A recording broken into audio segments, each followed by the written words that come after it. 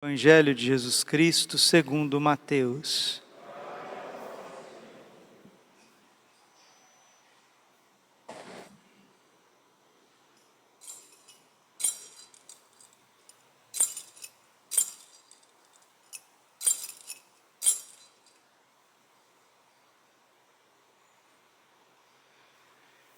Naquele tempo, um dos 12 discípulos, chamado Judas Iscariotes, foi ter com os sumos sacerdotes e disse: "O que me dareis se vos entregar Jesus?" Combinaram então 30 moedas de prata. E daí em diante Judas procurava uma oportunidade para entregar Jesus. No primeiro dia da festa dos ázimos, os discípulos aproximaram-se de Jesus e perguntaram: "Onde queres que façamos os preparativos para comer a Páscoa?" Jesus respondeu: "Ide à cidade, procurai certo homem e dizei-lhe: o mestre manda dizer: o meu tempo está próximo, vou celebrar a Páscoa em tua casa, junto com os meus discípulos." Os discípulos fizeram como Jesus mandou e prepararam a Páscoa. Ao cair da tarde, Jesus pôs-se à mesa com os 12 discípulos. Enquanto comiam, Jesus disse: "Em verdade eu vos digo, um de vós vai me trair." Eles ficaram muito tristes e um por um começaram a lhe perguntar: "Senhor, será que sou eu?" Jesus respondeu: "Quem vai me trair é aquele que comigo põe a mão no pão e no prato. O Filho do Homem vai morrer, conforme diz a Escritura a respeito dele. Contudo, ai daquele que trair o Filho do Homem, seria melhor que nunca tivesse nascido." Então Judas, o traidor, perguntou: "Mestre, serei eu?" Jesus lhe respondeu: "Tu dizes." Palavra da salvação. Ave Maria, cheia de graça, o Senhor é convosco. Bendita sois vós entre as mulheres, bendito é o fruto do vosso ventre, Jesus. Santa Maria, Mãe de Deus, rogai por nós, pecadores, agora e na hora de nossa morte. Amém. Podemos sentar um pouquinho. Vinde, Espírito Santo, vinde por meio da poderosa intercessão do Imaculado Coração de Maria, vossa amadíssima esposa. Jesus, manso e humilde de coração. Nesta quarta-feira, celebramos também o ofício das trevas, que é uma celebração antiquíssima, onde as luzes se apagam para mostrar, como diz São João no seu Evangelho, era noite. A noite na Bíblia significa que o mal está imperando, que a luz, que é Cristo, a luz que é Deus, não está presente, não está tão presente. E tanto na segunda-feira, como na terça-feira, como nesta quarta-feira, nós estamos meditando o Evangelho que fala da traição de nosso Senhor Jesus Cristo. E a figura de Judas Iscariotes, ela vai ficando evidente. E é bom para nós meditarmos quem é Judas. Judas é um padre, Judas é um bispo. Ontem nós falávamos como que nós precisamos nos comportar, qual que é o nosso coração, como que deve ser o nosso amor para com o clero, qual que é o dever do povo para com o clero. Mas hoje é bom dizer também qual que é o dever do clero para com Deus e para com o povo. O Padre Pio, que era um santo homem de Deus, sofria e sofria muito pelas almas. Um dia alguém perguntou para ele, um dos seus confrades: "Padre, tantos santos vieram a este mundo para missões específicas, qual que é a missão do Senhor?" "Eu vim para os padres." Essa foi a resposta do Padre Pio. Eu vim para os padres. Justamente num tempo onde a crise do sacerdócio é muito grande, onde os sacerdotes vão perdendo a sua identidade mais profunda, que é in persona Christi, agir na pessoa de Cristo, consagrar, dar o corpo e o sangue de nosso Senhor Jesus Cristo, perdoar os pecados, gerar um povo novo pela palavra, pela pregação, pelo exemplo, ir ao encontro daqueles que ninguém mais dá atenção, ninguém mais dá amor, aqueles que estão sofrendo, os pobres, os enfermos, os abandonados, os ridicularizados. O padre é aquele que é o bom pastor, que vai levantar os pequenos, os caídos, vai direcionar as almas para Deus, vai dar uma palavra profética. O padre é o próprio Cristo. E o Santo Padre Pio dizia: o padre, ou ele é um santo, ou ele é um demônio. Padre Pio, hein? Ou ele é um santo, ou ele é um demônio. Ontem nós ouvimos João 13, 27, quando Judas Iscariotes comungou de forma sacrílega, foi a primeira comunhão sacrílega, comunhão em pecado mortal da história. Quando Judas comungou sacrilegamente, o demônio entrou nele. O padre, ou ele é um santo, ou ele é um demônio.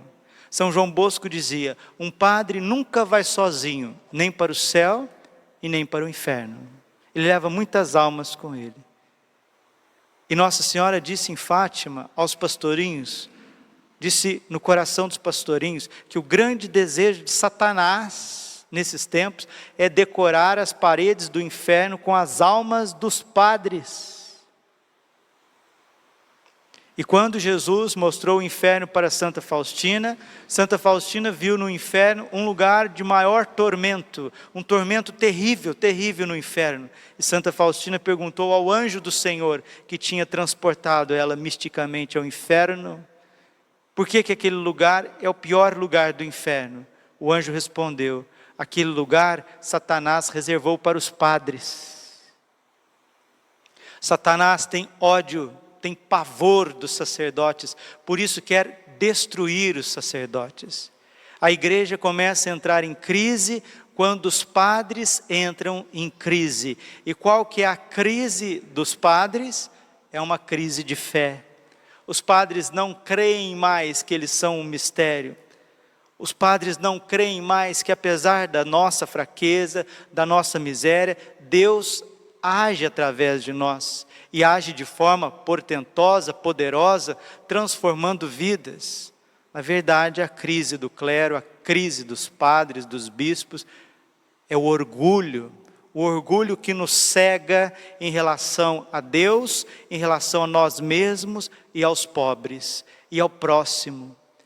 E o grande desejo do Sagrado Coração de Jesus, do Imaculado Coração de Maria, é curar um clero ferido, machucado, abandonado, já espetado por tantos julgamentos, por tantas críticas, por tantas decepções, para que venham homens e mulheres novos para um mundo novo.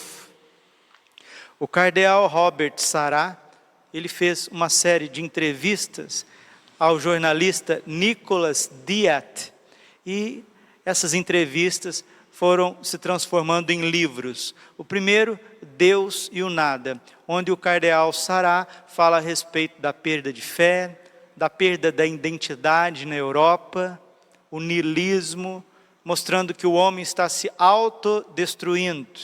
Esses dias, ouvi uma coisa muito interessante, que quando Deus foi criar os peixes, Deus olhou para o mar.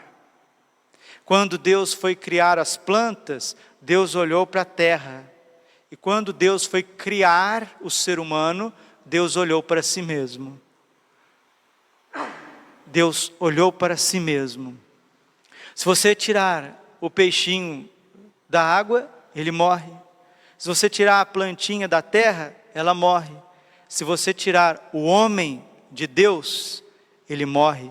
Ele perde a identidade. E é o que está acontecendo nesse mundo. Estão tirando o ser humano de Deus. Começar pelo ventre, com a lei do aborto.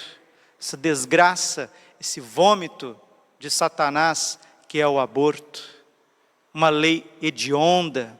Querem tirar Deus do coração das pessoas, até dos fetos, até do nascituro, já querem tirar Deus. Querem tirar a vida das crianças inocentes no ventre de suas mães. E aí vai espalhando esta cultura de morte contra o homem na educação, na política, na escola, até mesmo no esporte, vai tirando Deus de tudo, a medicina que foi criada, a sabedoria, a ciência da medicina, que foi criada para cuidar, para dar a vida, para que as pessoas pudessem ter esperança, alento no seu sofrimento. Muitas vezes a medicina, não todos, mas grande parte, como um escorpião, se volta contra o ser humano. Se volta contra o ser humano, meu Deus.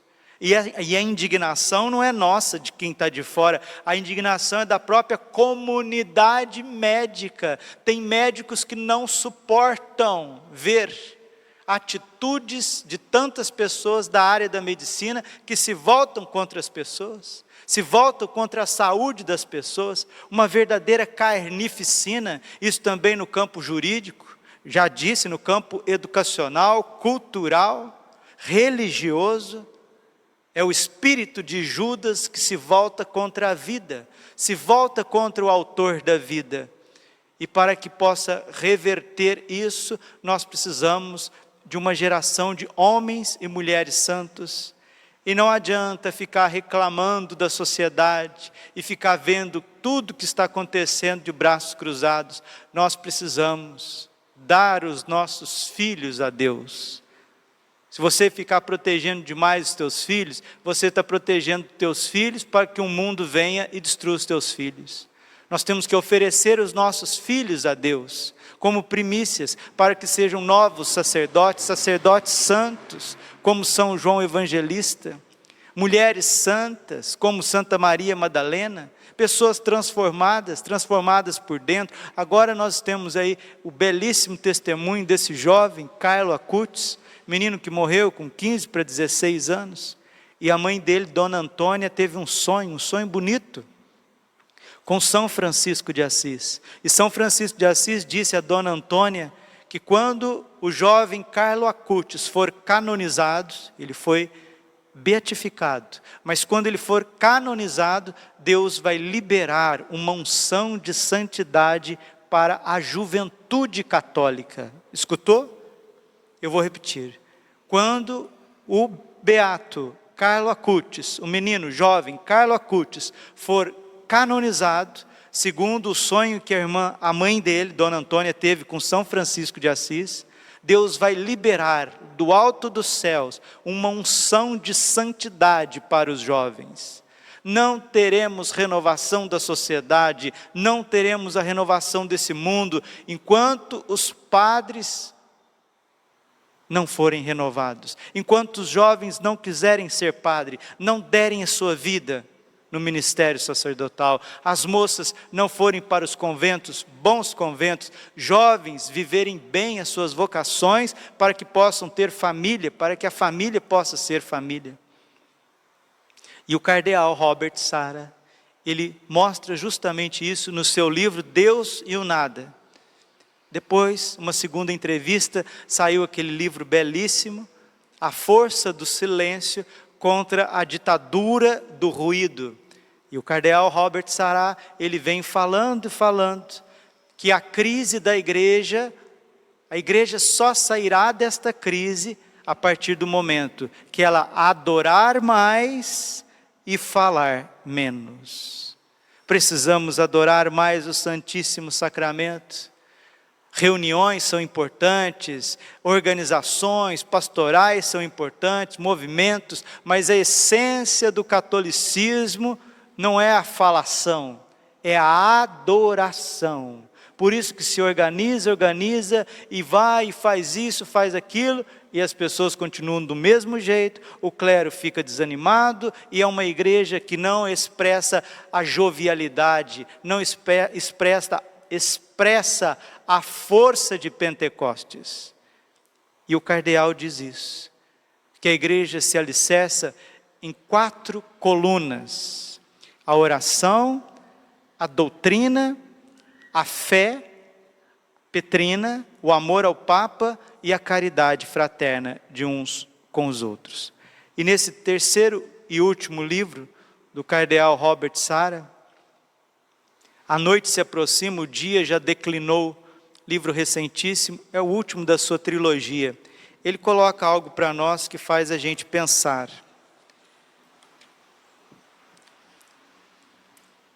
Já na introdução, na página 14, vem ao encontro do evangelho de hoje.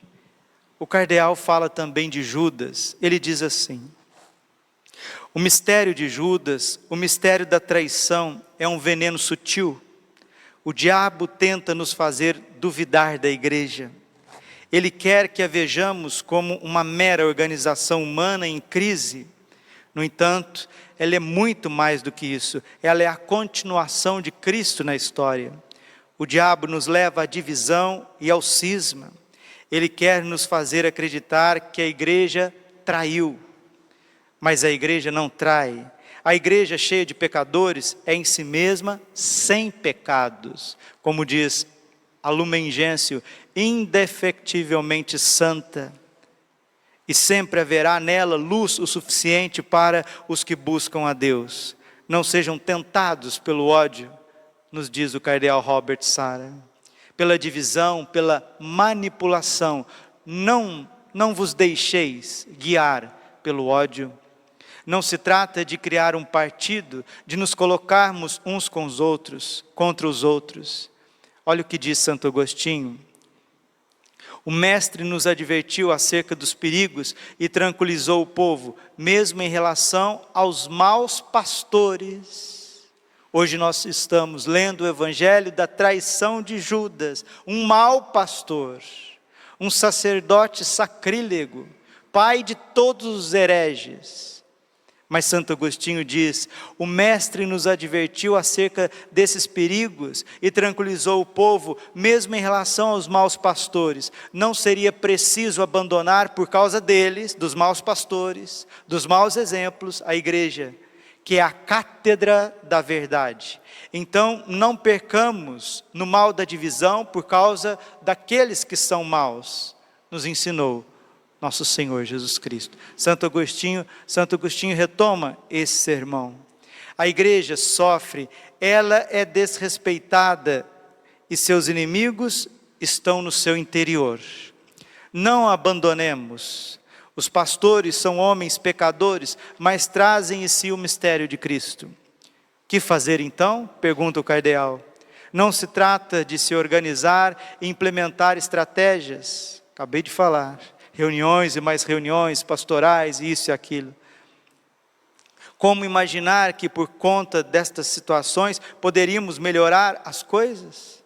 Isso também seria cair na ilusão mortal de Judas. Em face da enxurrada de pecados nas fileiras da igreja, somos tentados a querer tomar as rédeas da situação. Somos tentados a querer purificar a igreja por nossa própria conta. Isso seria um erro. O que faremos então? Um partido, uma corrente? Essa é a tentação mais grave. O oropel da divisão. Sobre o pretexto de fazer o bem, divide-se, critica-se, despedaça-se. E o demônio ri com sarcasmo quando a igreja se divide. Ele conseguiu tentar os bons sobre a aparência do bem. Não reformamos a igreja pela divisão e pelo ódio. Reformamos a igreja começando por mudar a nós mesmos. Não hesitemos, cada qual em sua condição, em denunciar o pecado, a começar pelo próprio pecado. Às vezes a gente gosta de denunciar muitos pecados dos outros, mas esquece de dizer o próprio pecado. Diz o cardeal, estremeço com a ideia de que a túnica inconsútil de Cristo seja novamente rasgada. Jesus sofreu agonia ao ver antecipadamente as divisões dos cristãos. Não o crucifiquemos novamente. Seu coração nos suplica, ele tem sede de unidade. O diabo teme ser nomeado por seu nome, divisão, diabolos, divisão. Ele gosta de se envolver no nevoeiro da ambiguidade. Sejamos claros, nomear mal as coisas é aumentar a miséria do mundo. dizia Albert Camus. Muitas vezes me perguntam, diz o cardeal, o que devemos fazer? Quando a divisão ameaça, é preciso reforçar a unidade. A unidade da igreja tem a sua origem no coração de Jesus Cristo. Devemos nos manter perto dele, nele, esse coração que foi aberto pela lança para que nele possamos refugiar. Será lá o nosso lar, o nosso refúgio seguro. A unidade da igreja repousa em 4 colunas, disse e repito com o cardeal: a oração, a doutrina católica, o amor ao Papa e a caridade mútua devem se tornar prioridades da nossa alma e de todas as nossas atividades. Pela 3ª vez nessa homilia, vou repetir aonde que se assenta a Igreja Católica, qual que são as colunas, o sustentáculo da Igreja Católica: a oração, a doutrina profunda católica, o magistério, o catecismo, o direito canônico, os concílios, o amor incondicional ao Papa e a caridade fraterna. Se nós não temos isso, nós fracassamos. Nós nos assemelhamos a Judas. Nós nos assemelhamos a Judas. Sem união com Deus, diz o cardeal, será em vão qualquer tentativa de fortalecer a igreja e a fé. Sem oração seremos símbolos que ressoam. Desceremos ao nível das propagandas, dos meios de comunicação que fazem tanto barulho e só produzem vento. A oração deve se tornar a nossa respiração mais íntima. Olha como que você vai transformar a igreja, como que você vai reformar a igreja, sua vida, sua família, seu trabalho, sociedade, o futuro, através, em primeiro lugar, da oração. Foi o que Jesus fez depois da traição de Judas. Depois que Judas saiu para trair Jesus, Jesus saiu para rezar. E com ele, aqueles que foram fiéis. Ela nos põe diante de Deus, a santa oração. Temos alguma outra finalidade na vida? Nós cristãos, e aqui o cardeal fala, padres, bispos, temos alguma outra razão de existir do que nos manter diante de Deus e de conduzir os outros? Ah, mas temos que trabalhar, sim, só depois da oração. Porque trabalhar antes de rezar é cair numa armadilha satânica que, ao invés de levar as pessoas para Deus, nós levamos as pessoas para os nossos próprios pecados sórdidos e ocultos. É hora de ensinar isso, oração. É hora de colocar em prática. Quem reza se salva, dizia Santo Afonso, quem não reza se condena. Quero insistir neste ponto, pois uma igreja que não ostenta a oração como seu bem mais precioso, caminha para o seu fim. Se não reencontrarmos o sentido das longas e pacientes vigílias com o Senhor, nós o trairemos como Judas, diz o cardeal emérito agora, Robert Sará. No seu livro, A Noite se Aproxima, o Dia Já Declinou. Página 17. E vou terminando com as palavras desse santo homem de Deus. Os apóstolos fizeram isso. Traíram Jesus, porque não oraram. Achamos que nós somos melhores do que eles. Em especial, os sacerdotes devem absolutamente ter uma alma de oração. Sem isso, a mais eficaz das orações sociais se tornará inútil e até nociva. Sem vida interior, é aquilo que o Padre Pio dizia: os padres de santos se transformam em demônios. Isso nos daria a ilusão de servir a Deus, embora façamos apenas a obra do maligno. Palavras fortes do cardeal, né? Não se trata de multiplicar devoções, trata-se de silenciar e adorar. Trata-se de pôr de joelhos. Trata-se de acender com temor e respeito a liturgia. Ela é obra de Deus, não um teatro. A liturgia é obra de Deus, não teatro. Precisamos levantar de joelhos. Só assim a igreja será renovada. Gostaria, e aqui ele faz um apelo, gostaria que meus irmãos bispos, está dizendo o cardeal Robert Sará, no seu livro, A Noite se Aproxima, o Dia Já Declinou. abrindo o seu coração. Gostaria que meus irmãos bispos, diz ele, nunca se esquecessem de suas graves responsabilidades. Como nós precisamos respeitar, amar e interceder pelos bispos. Queridos amigos, vocês querem reerguer a igreja? Ponham-se de joelhos. Esse é o único caminho. Se não fizerem isso, o que se fizer não virá de Deus. Só Deus pode nos salvar neste momento. Ele, só mesmo Deus irá fazer, possamos ser homens de oração. Como gostaria de ver uma oração profunda, súbita, se elevar do mundo inteiro um louvor e uma súplica em espírito de adoração. No dia em que esse canto silencioso ressoar nos corações, o Senhor será finalmente ouvido e agirá por meio de seus filhos. Até lá, nós lhe servimos de obstáculo com as nossas agitações e falatório. Se não pusermos como São João a nossa cabeça ao encontro do coração de Cristo, não teremos força para segui-lo até a cruz. Se não tivermos tempo para ouvir as batidas do coração do nosso Deus, nós o abandonaremos, como fizeram os apóstolos, e o trairemos, como fez Judas Iscariotes. Esses dias, o bispo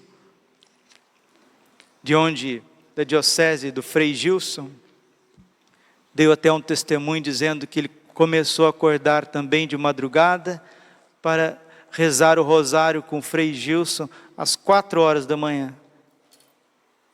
Me perdoe, me foge o nome deste bispo.